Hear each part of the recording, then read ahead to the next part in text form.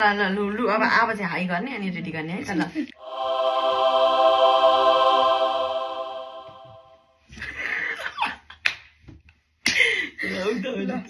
select गर भयो weight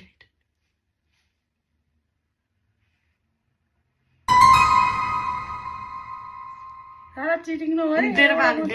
एउटा न अनि थाहा छ नि कुन हो थाहा छ मौदा हेर आँखा बन्द गर भयो सुरुमा